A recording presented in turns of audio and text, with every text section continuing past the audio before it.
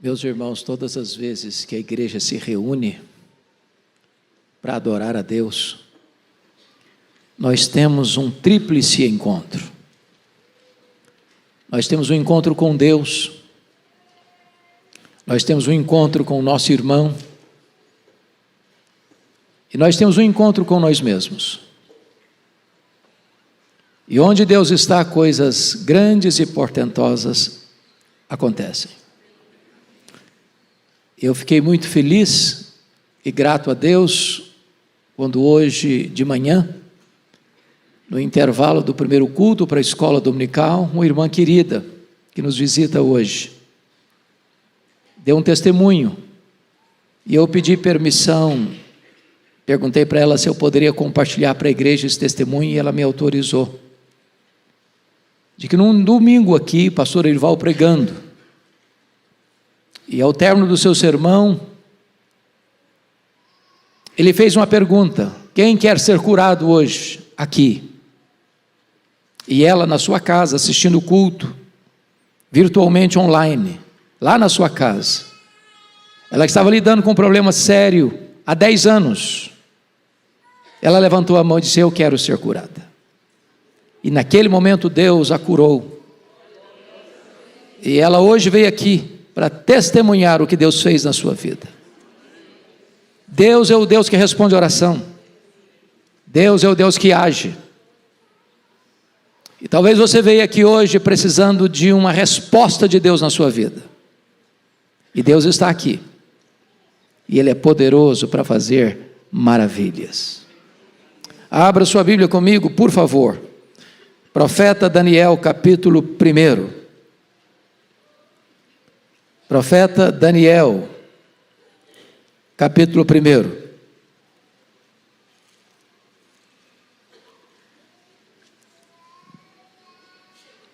Vou ler até o versículo 21, todo esse capítulo.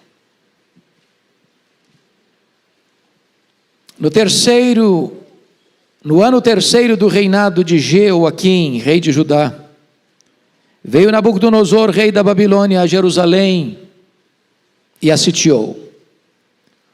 O Senhor lhe entregou nas mãos a Jeoaquim, rei de Judá, e alguns dos utensílios da casa de Deus.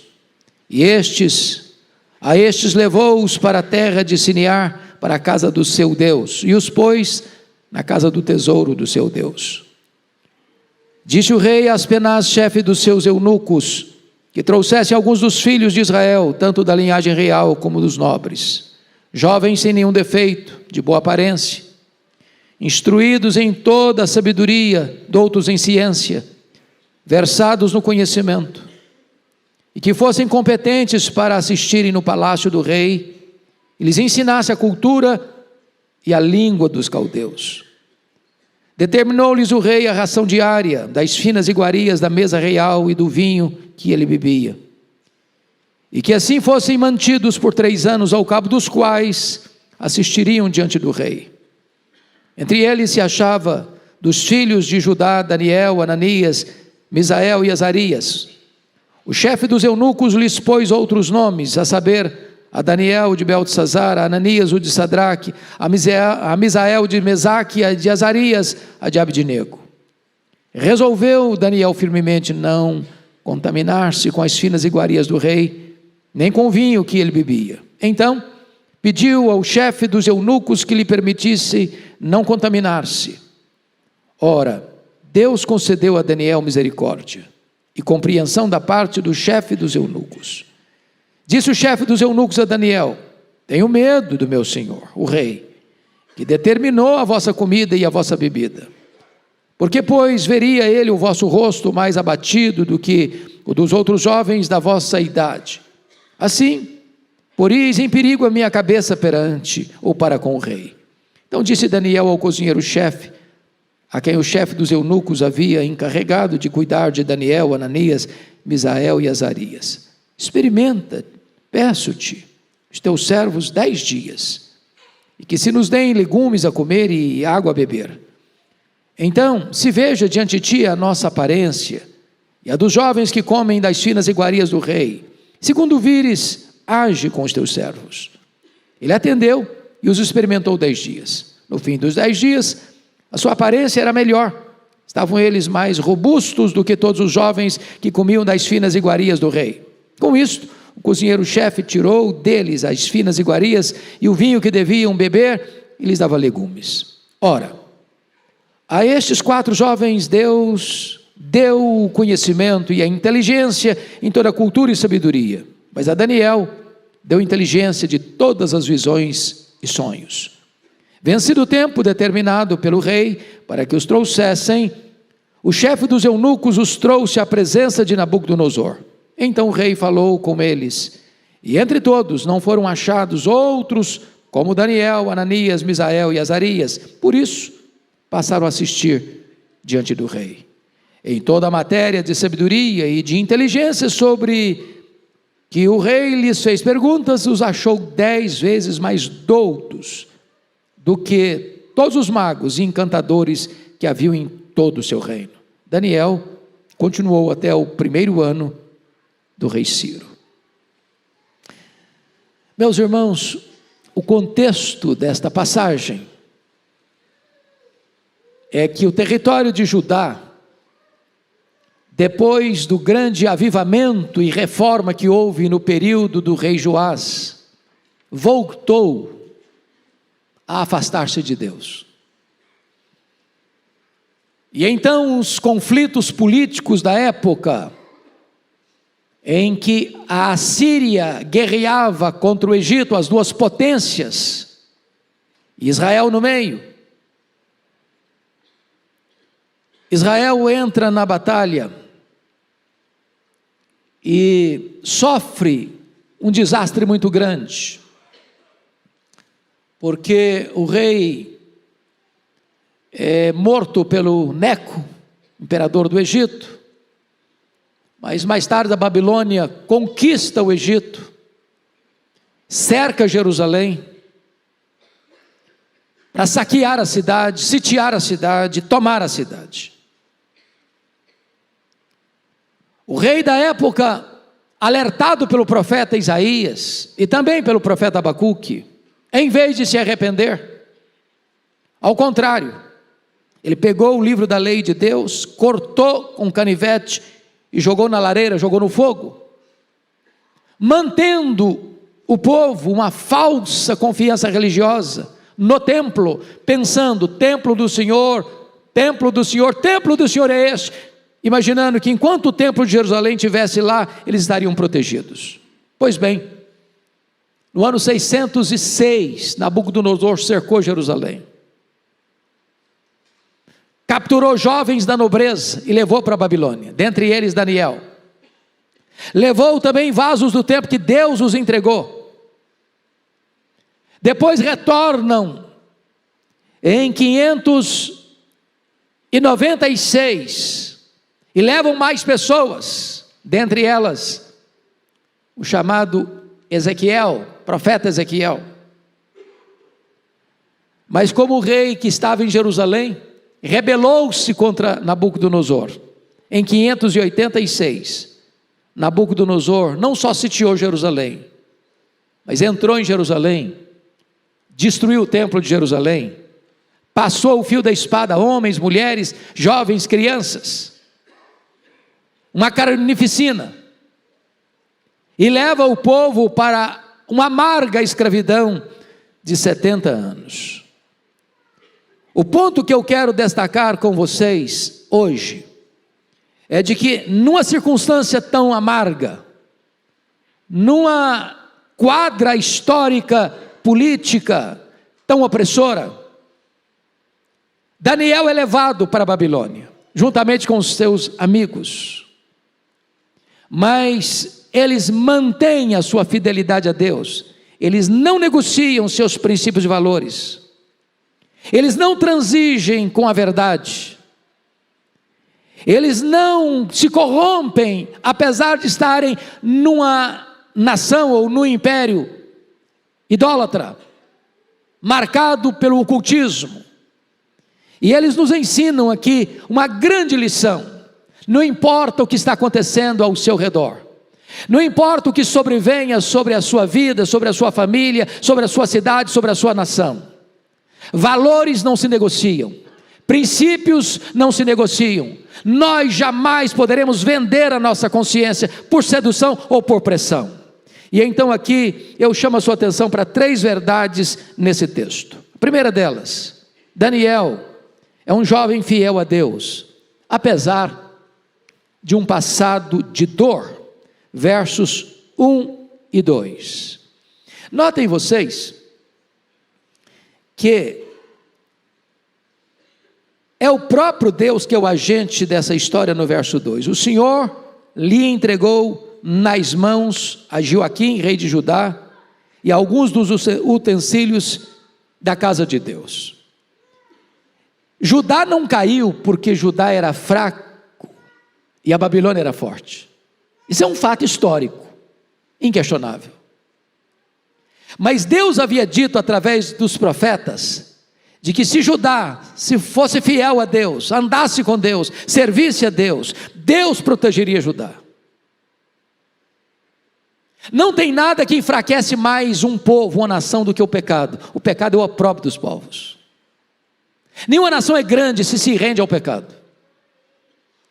Então o texto diz que foi Deus quem entregou Jerusalém, foi Deus quem entregou os vasos do templo, foi Deus quem entregou o seu povo nas mãos da Babilônia.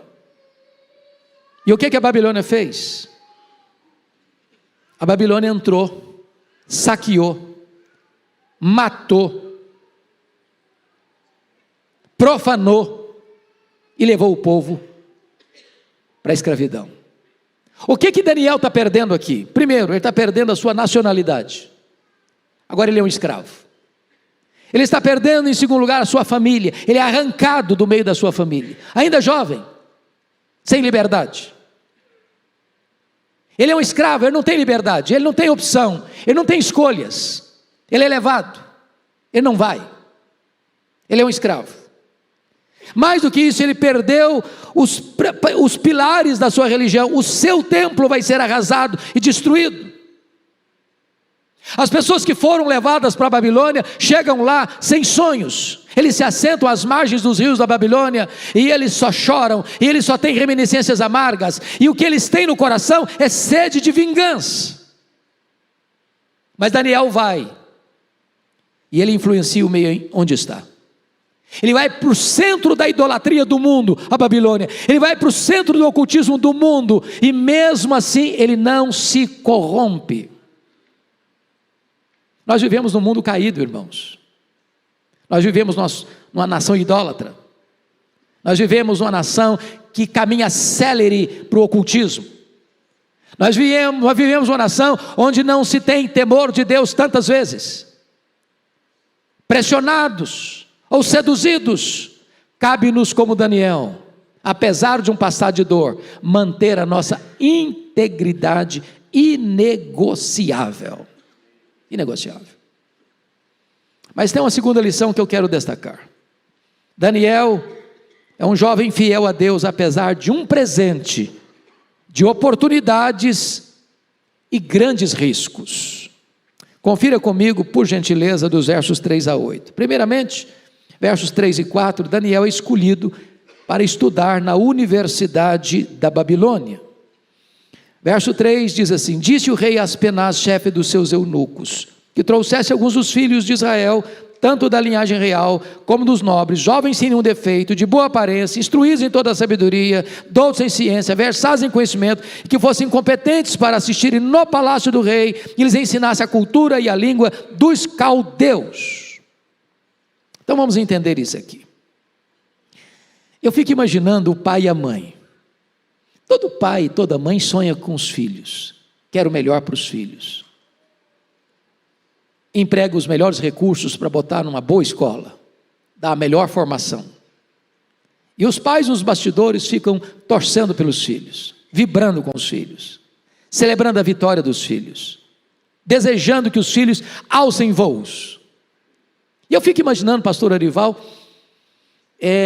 quando Daniel e os seus amigos, levados como escravos, em vez de pisarem no barro, serem levados a trabalhos forçados, sem quaisquer privilégios, esses meninos são levados para dentro do palácio, do mais poderoso reino do mundo, da maior autoridade política do mundo, dando a eles universidade de graça, dando a eles mesa com pão, fartura e vinho da primeira qualidade, da própria mesa do rei, e mais, com a promessa de que, terminado este curso, que era de 3 anos intensivo, eles serviriam no palácio, no primeiro escalão do governo.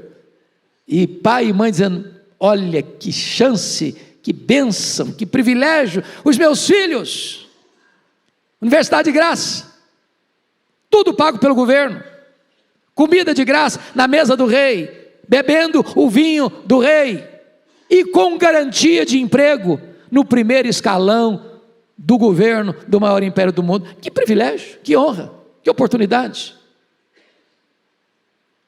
Só que Daniel e seus amigos tinham que passar por 3 exames. Primeiro, qualidades sociais, linhagem real e dos nobres. Nesse texto, nesse quesito ele passou. Ele era de família nobre. Segundo tipo de exame, qualidades físicas e morais, sem nenhum defeito e de boa aparência. Também passou nesse quesito. Terceiro exame, qualidades intelectuais, instruídos, doutos, versados e competentes. O que passa a entender para nós que Daniel, lá em Judá, já era um menino estudioso. Seus pais já cuidaram da educação dele desde a infância. Ele está indo como jovem, mas ele passa nesses critérios. E então, eles são aprovados para se matricularem na melhor universidade do mundo, com garantia de emprego e o melhor emprego do mundo, com todas as despesas pagas pelo governo. Parece uma grande oportunidade. Agora, prestem bem atenção.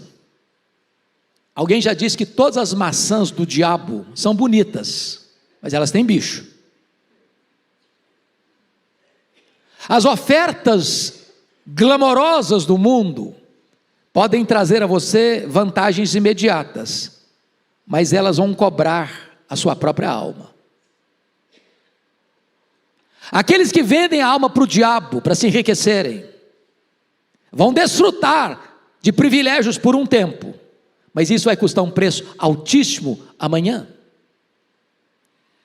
E então eles estão naquela situação do filme Advogado do Diabo, que o cara se encanta com as propostas, o cara se encanta com o dinheiro, o cara se encanta com as promoções, o cara se encanta com aquilo que está acontecendo de fascinante na vida dele, que sai de uma cidade do interior, vai para Nova York, e ele é o centro das atenções, mas ele está tendo que vender a alma para o diabo, para alcançar isso.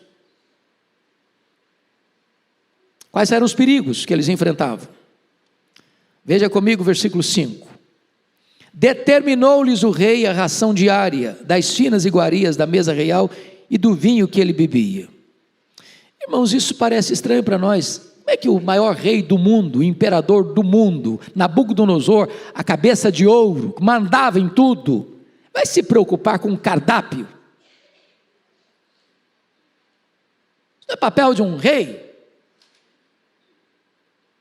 Por que que o rei não recomenda, o rei não pede, o rei determina? Porque exatamente é na mesa que começa a aculturação. É no cardápio que começa a concessão. Porque toda a comida que era servida na Babilônia, antes de ser consumida, era consagrada aos deuses pagãos.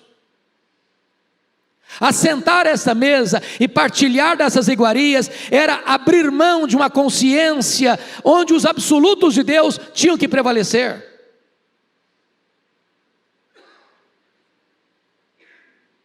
Aqui está um ponto importante. Confira comigo, versos de número 5, 6 e 7. Determinou-lhes o rei a ração diária das finas iguarias da mesa real e do vinho que ele bebia, e que assim fossem mantidos por 3 anos, ao cabo dos quais assistiriam diante do rei. Então entre eles estavam os 3 jovens lá, Daniel e os 3 amigos, o chefe dos eunucos lhes pôs outros nomes, a saber, Daniel de Belsazar, Ananias de Sadraque, Misael de Mesaque, Azarias de Abednego. O que está acontecendo aqui? Eles não só tinham que abrir mão dos seus escrúpulos religiosos, para comer comidas sacrificadas aos ídolos, mas a Babilônia vai e troca o nome deles. Cada nome desse aqui, desses jovens, tinha a ver com o Deus de Israel, mas trocam para outros deuses, Bel, Marduk, Vênus e Negô. Eu chamo isso aqui de aculturação.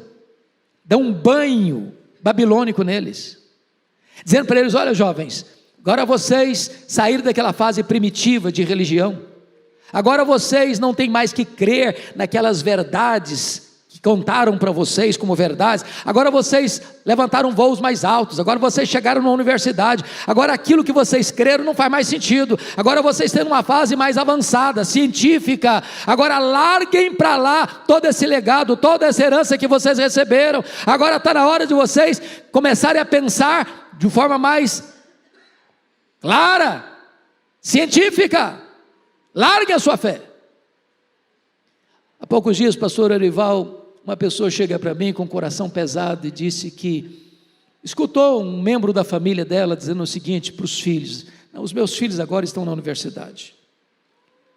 Não cabe mais na cabeça de um jovem universitário achar que Deus criou um boneco de barro e soprou nesse boneco de barro e virou gente. Não, nós estamos numa fase mais avançada. Acreditar que uma serpente conversou com uma mulher, isso é primitivo. Não, acreditar que esse negócio de Gênesis, isso aí é história, que isso aí é histórico, isso não é uma fantasia, isso não é uma metáfora, não, os meus filhos estão na fase mais avançada agora, eles estão numa grande universidade, agora eles se libertaram dessas peias das crenças religiosas. Notem vocês que a aculturação da Babilônia é pior do que a espada da Babilônia. É melhor ser um mártir do que ser um apóstata. Daniel entendeu isso.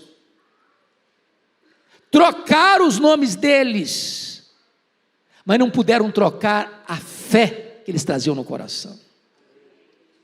Meus irmãos, o mundo vai querer nos engolir, o mundo vai querer nos formatar, o mundo vai querer nos fazer concessões, o mundo vai querer que nós troquemos a nossa fé pelas ideias, ideologias e filosofias deles, mas cabe-nos fincar o pé e sermos fiéis, apesar da pressão e apesar da sedução.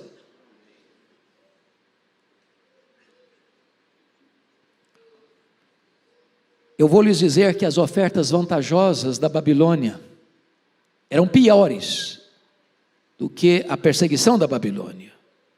E nós temos que nos acautelar sobre este grande risco da aculturação, da formatação, desse verniz que a Babilônia queria colocar sobre eles. Mas agora, vejamos qual foi a postura de Daniel e dos seus amigos em relação a isso. Veja comigo o versículo 8. Você pode ler o verso 8 em voz alta comigo? Vamos juntos? Resolveu Daniel firmemente não contaminar-se com as finas iguarias do rei, nem com o vinho que ele bebia. Então pediu ao chefe dos eunucos que lhe permitisse não contaminar-se. Eu destaco aqui 3 coisas. Primeiro, Daniel foi corajoso em sua decisão.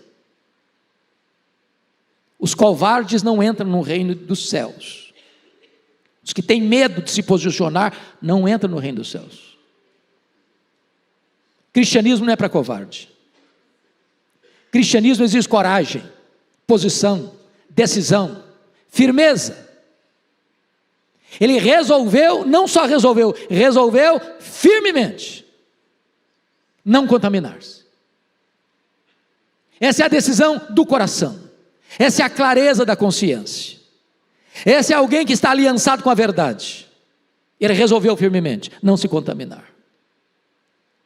Ele não deixou para tomar essa decisão no meio do processo. Ele antecipadamente tomou a decisão. firmeza, coragem. Segundo, Daniel foi sábio em sua decisão. Porque notem vocês no verso 8, que ele resolveu firmemente não contaminar-se. Mas está escrito, então pediu. Pediu. Aqui é humildade. Aqui é sabedoria. Que imagine vocês a seguinte cena comigo. Chega lá o chefe dos eunucos e diz: olha, o rei Nabucodonosor determinou a ração de vocês, o que vocês vão comer, o que vocês vão beber. Agora imagine Daniel respondendo assim: olha, mas eu resolvi no meu coração que eu não vou comer isso aí, eu não vou beber isso não. Mas foi ordem do rei. Falei, azar do rei, se vira o rei. Eu tomei a minha decisão e acabou. O que vocês acham que aconteceria com ele? Ele não sobreviveria ao dia seguinte. Seria morto. E se morresse, não seria um mártir, seria um tolo. Porque uma coisa é firmeza, outra coisa é sabedoria. Ele resolveu firmemente, mas ele pediu. A humildade cabe em qualquer lugar. A sabedoria cabe em qualquer lugar. É por isso, irmãos, que Daniel pôde mais tarde manter-se firme em provas talvez maiores. Porque quem negocia pequenos princípios, amanhã vai negociar grandes princípios. Quem cede 1 centímetro hoje, vai ceder 1 quilômetro amanhã. Quem não tem coragem de se posicionar hoje, vai se tornar um escravo do sistema amanhã.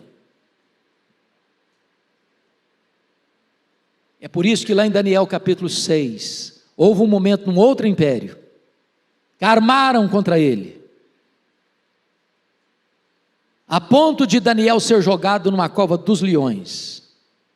E essa era a pior forma de pena de morte do Império Medo-Persa, era jogar alguém dentro de uma cova dos leões. E Daniel, mesmo sabendo que ele estava sentenciado à morte, ele continuou fazendo o que sempre fez, abrir a janela e orar. Era proibido a ele orar a outro Deus que não ao rei, mas ele continua fiel a Deus.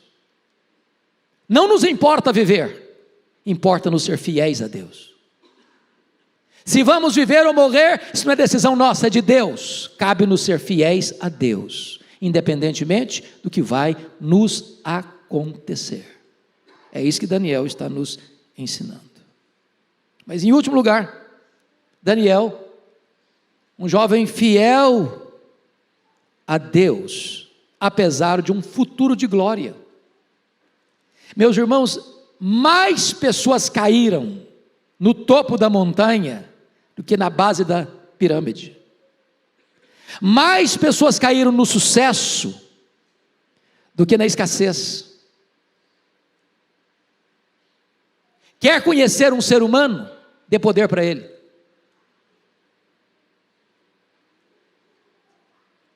Mais gente fracassou no sucesso do que nas horas mais amargas da vida. E é o que acontece com Daniel? Destaco 4 coisas. Primeiro, Daniel ganhou a confiança do chefe dos eunucos. Versos 9 a 16. Agora veja o verso 9 comigo. Ora, Deus concedeu a Daniel misericórdia. Eu acho isso aqui maravilhoso, sabe por quê? Deus honra aqueles que o honram.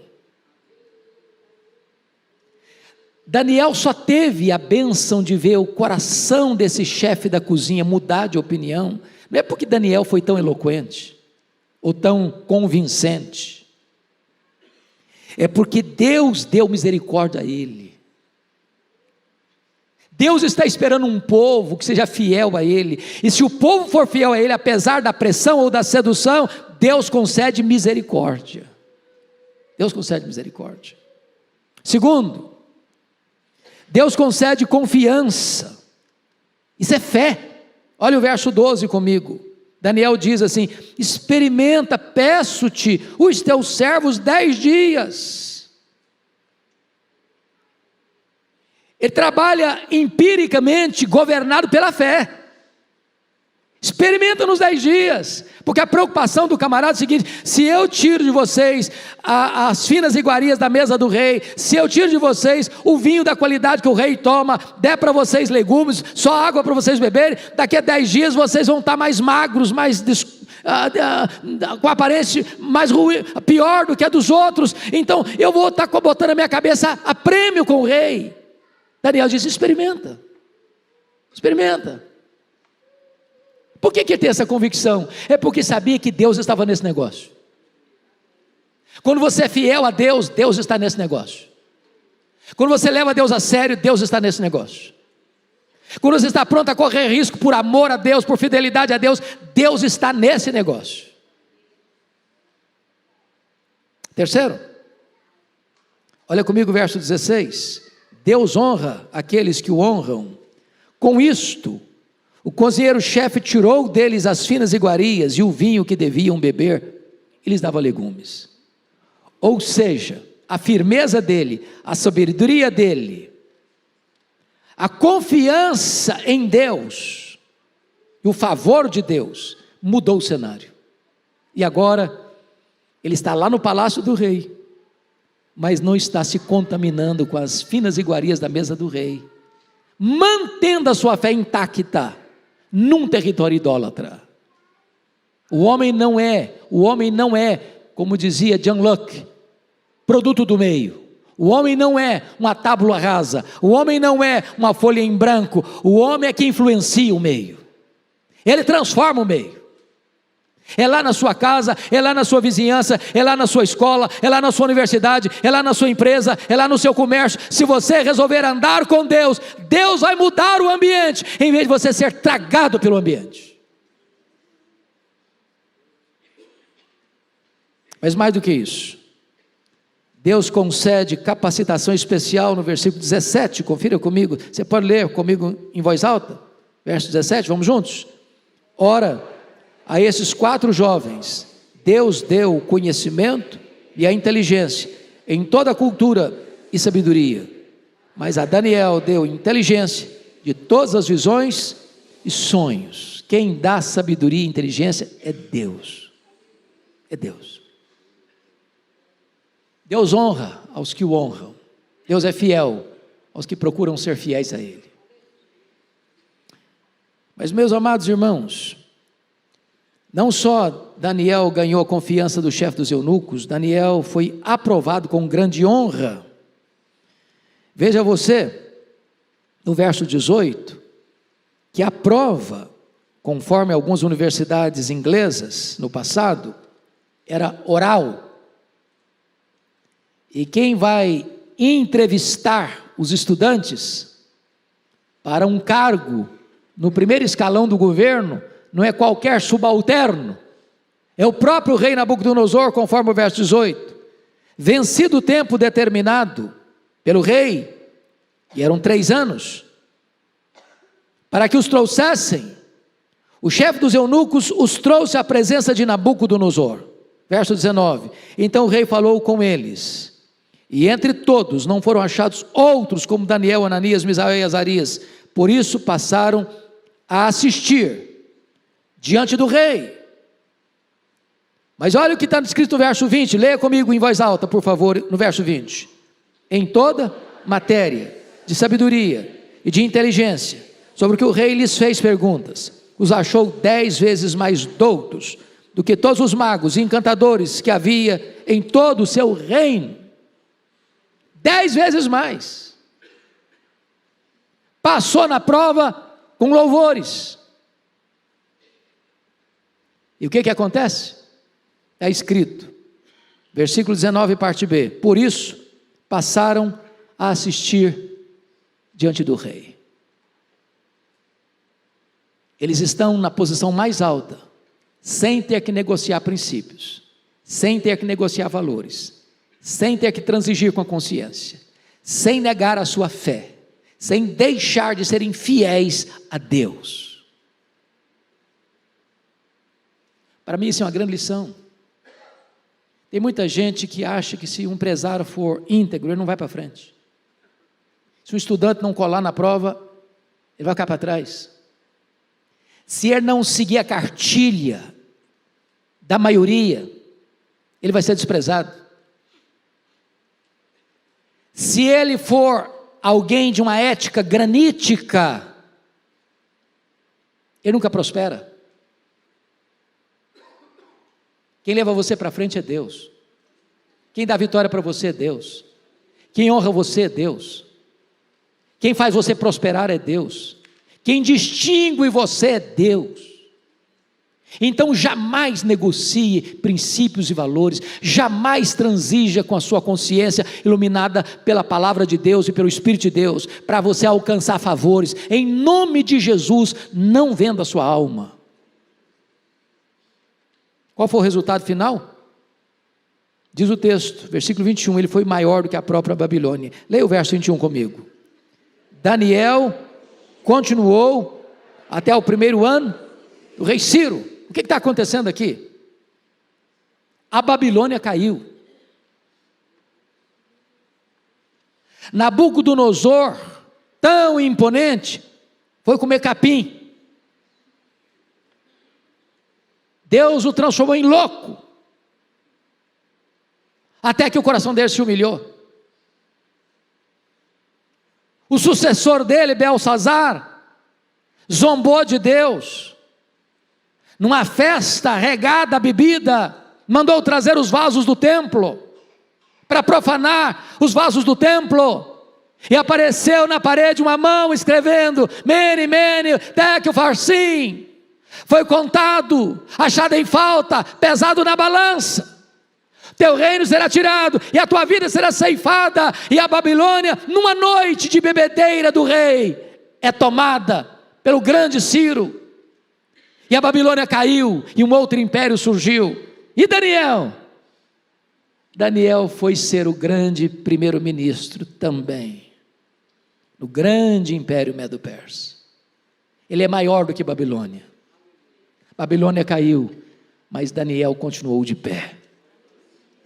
Oh, meus irmãos, a minha esperança nesta manhã, com esta breve meditação, que exorta o meu coração, que confronta também o seu coração, é que nós sejamos uma igreja fiel a Deus. Fiel a Deus apesar de um passado de dor. Fiel a Deus apesar de um presente de oportunidades e riscos.